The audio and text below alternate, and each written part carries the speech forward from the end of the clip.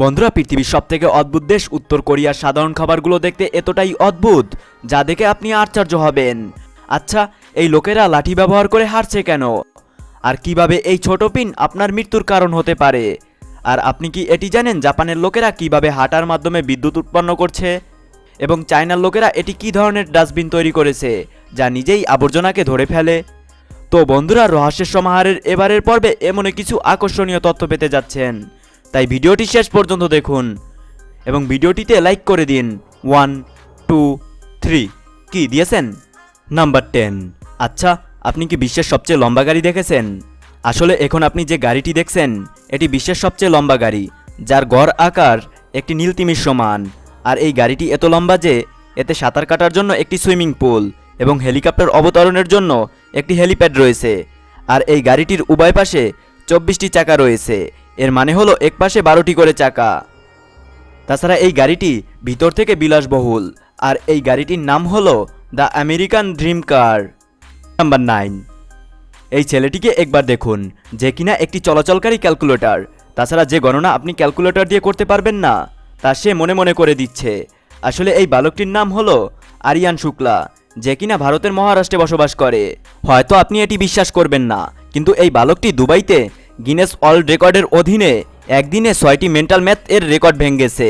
যেমন 104টি সংখ্যাকে 30.9 সেকেন্ডে যোগ করা, এবং 204টি সংখ্যাকে 1 মিনিট 9 সেকেন্ডে যোগ করা, এবং সর্বশেষ 55টি সংখ্যাকে 18.7 সেকেন্ডে যোগ করে বিশ্ব রেকর্ড করেছে। তাছাড়া এটি কিন্তু আরিয়ান একদিনে শিখতে পারেনি। এটি করার জন্য তাকে 6 বছর বয়স থেকে ঘন্টার পর ঘন্টা অনুশীলন করতে হয়েছে। নাম্বার 8। বন্ধুরা, এই লোকদের দেখার পরে আপনাদের মনে নিশ্চয়ই এই প্রশ্নটি উঠেছে যে এই লোকেরা কেন লাঠি ব্যবহার করে হারছে।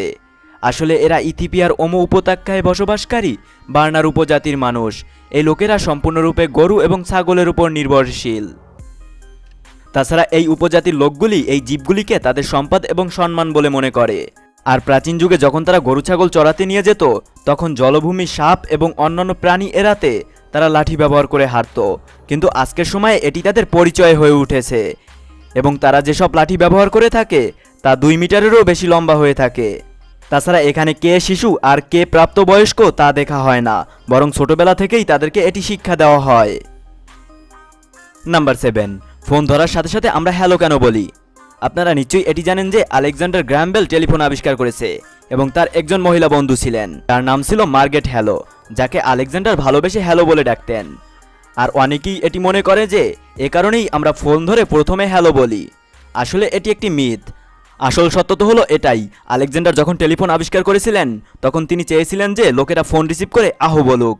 আর তাই তখনই বাতি আবিষ্কারক থমাস এডিসন ধারণা দিয়েছিলেন যে ফোন ধরার সাথে সাথে হ্যালো বলা উচিত, কারণ সেই সময়ে এই শব্দটি মানুষের দৃষ্টি আকর্ষণ করার জন্য ব্যবহার হতে শুরু করে। এবং ব্রিটিশ শাসনামলে যখন ভারতে টেলিফোন পরিষেবা এসেছিল তখন এই ব্যবস্থা অনুসরণ করা হয়েছিল। আর এ কারণেই আমরা নমস্কার, সালাম এর মতো দেশি শব্দগুলি গ্রহণ করতে পারিনি। আর আজও পৃথিবীর সকল মানুষ ফোন ধরে প্রথমে হ্যালো বলে। নাম্বার 6। চীনের লোকেরা পোকামাকড় খেয়ে খেয়ে একটি ডাস্টবিন তৈরি করেছে যে দৌড়ে গিয়ে আবর্জনা ধরে ফেলে। আর এর মানে হলো আপনি আবর্জনা যেখানেই ফেলেন না কেন এটি দৌড়ে তা ধরে ফেলবে। আসলে এই ডাস্টবিনটি যেভাবে কাজ করে তা একটু সাধারণ। এর জন্য তারা দেয়ালে একটি ক্যামেরা এবং ডাস্টবিনে একটি ক্যামেরা লাগিয়েছে। আর যখনই আপনি একটি নির্দিষ্ট ব্যাসার্ধের মধ্যে কোনো আবর্জনা ফেলবেন তা এই ডাস্টবিনটি ছুটে গিয়ে ধরে ফেলবে। তাছাড়া এই ডাস্টবিনটি অন্ধকারেও কাজ করতে পারে। এর জন্য তারা মেঝেতে এলইডি স্ট্রিপ স্থাপন করেছে এবং নিচে দেখার জন্য ডাস্টবিনের নিচে একটি ক্যামেরা লাগানো হয়েছে, যাতে এই ক্যামেরাটি এই আলোকগুলিকে ট্র্যাক করে অন্ধকারেও কাজ করতে পারে। আর এটি সত্যিই অসাধারণ। নাম্বার 5। বন্ধুরা, এটি এমআরআই মেশিন, যা হাসপাতালের সবচেয়ে বিপজ্জনক এবং শক্তিশালী মেশিন, যা প্রতিদিন হাজার হাজার মানুষের জীবন বাঁচায়। কিন্তু এই জীবন রক্ষাকারী মেশিনটি আপনার জীবনও কেড়ে নিতে পারে, কারণ এর ভিতরে এত শক্তিশালী চৌম্বকক্ষেত্র রয়েছে যা পৃথিবীর চৌম্বকক্ষেত্রের চেয়েও 60,000 গুণ বেশি। অর্থাৎ যদি আপনার হাতে বা পকেটে কোনো ধাতব জিনিস থাকে তবে মেশিনটি রকেটের গতিতে নিজের দিকে টেনে নেবে। তাছাড়া অতীতে এমন অনেক দুর্ঘটনা ঘটেছে যেখানে এমআরআই মেশিন মানুষের জীবন কেড়ে নিয়েছে। আর এসব কারণেই এমআরআই রুমে সাথে একটি ছোট পিনও রাখা নিষেধ, কারণ ছোট পিনটি আপনার জীবন কেড়ে নিতে পারে। নাম্বার 4। আপনি কি কখনো এটি চিন্তা করেছেন যে 1 ডজন = 12ই কেন হয়? মানে 10 বা 15 হয় না কেন? আসলে এর অনেকগুলো কারণ রয়েছে।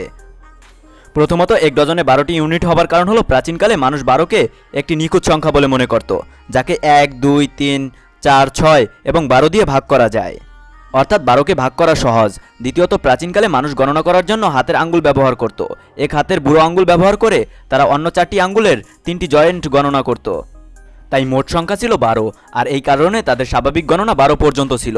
তৃতীয়ত 12 সময়ের সাথে যুক্ত, যেমন দিনের 12 ঘন্টা এবং রাতের 12 ঘন্টা, তাছাড়া বছরের সাথেও যুক্ত। আর এসব কারণেই মানুষ মনে করত যে 12 একটি পূর্ণ সংখ্যা, আর এসব কারণেই 1 ডজন সমান 12 ইউনিট হতে শুরু করে। নাম্বার 3, জাপান সত্যিই 2050 সালে বসবাস করছে, কারণ জাপানের মানুষ এখন তাদের পদচিহ্ন দিয়েও বিদ্যুৎ উৎপন্ন করছে। জাপানের অনেক অঞ্চলেই এমন টাইলস লাগানো হয়েছে যাতে পা দিলেই বিদ্যুৎ উৎপন্ন করে, কারণ তাদের তৈরি টাইলসের ভেতরে একটি বিশেষ উপাদান থাকে যাকে পাইজো ইলেকট্রিক বলা হয়। আর এই উপাদানের উপরে চাপ প্রয়োগ করলে এর ভেতরের পরমাণুগুলি নাড়াচাড়া করে, যার ফলে ধনাত্মক এবং ঋণাত্মক চার্জ পৃথক হয়ে যায় এবং একটি ছোট ভোল্টেজ তৈরি করে, যা তারের সাথে সংযুক্ত হওয়ার সাথে সাথে কারেন্টে পরিণত হয় এবং বিদ্যুৎ পাওয়া যায়। আর এই প্রযুক্তি ছোট ছোট জিনিসে ব্যবহৃত হচ্ছে, আর বর্তমানে এটি পুরো বাড়িতে বিদ্যুৎ সরবরাহ করার মতো যথেষ্ট সক্ষম নয়, কিন্তু ভিড়যুক্ত এলাকায় এটি একটি ফ্রি এনার্জি সোর্স যা ভবিষ্যতে আরও উন্নত হতে পারে। নাম্বার 2, আপনি কি কখনো ভেবে দেখেছেন ট্রেনের রাস্তায় এই পাথরগুলি কেন রাখা হয়েছে? প্রথমত এই পাথরগুলিকে ব্যালাস্ট বলা হয়, আর এগুলি কেবল নকশার জন্য নয়, বরং এটি রেলের জন্য অনেক গুরুত্বপূর্ণ কাজ করে থাকে। আর এর মধ্যে সবচেয়ে বড় গুরুত্বপূর্ণ কাজ হলো ট্রেনের ভারী ওজন বহন করা এবং মাটিতে সমানভাবে বিতরণ করা, যাতে ট্রেনের রাস্তাটি ডেবে না যায়। এছাড়া যখন ট্রেনটি উচ্চ গতিতে চলে যায় তখন ট্র্যাকগুলিতে প্রচুর কম্পন এবং চাপ থাকে, যা এই পাথরগুলি শোষে নেয়, যার কারণে ট্র্যাকগুলি তাদের জায়গায় স্থিতিশীল থাকে এবং এই পাথরগুলি বৃষ্টির জল সহজেই বের করে দেয়, যার কারণে ট্র্যাকের নিচে জল জমে না। অর্থাৎ এই পাথরগুলি যদি না থাকতো তবে দুর্ঘটনার সম্ভাবনা বেড়ে যেত। নাম্বার 1, পৃথিবীর সবথেকে আজব দেশ উত্তর কোরিয়া। স্ন্যাক্স মানে হালকা নাস্তা হিসেবে খাওয়া খাবারগুলি দেখতে কেমন হয়, চলুন সেটাই দেখে নেওয়া যাক। উত্তর কোরিয়ার জনপ্রিয় খাবারগুলোর মধ্যে অন্যতম একটি হলো ইনজুলমি, যা চালের গুঁড়ো এবং সয়াবিন গুঁড়ো একসাথে মিক্স করে তৈরি করা হয়।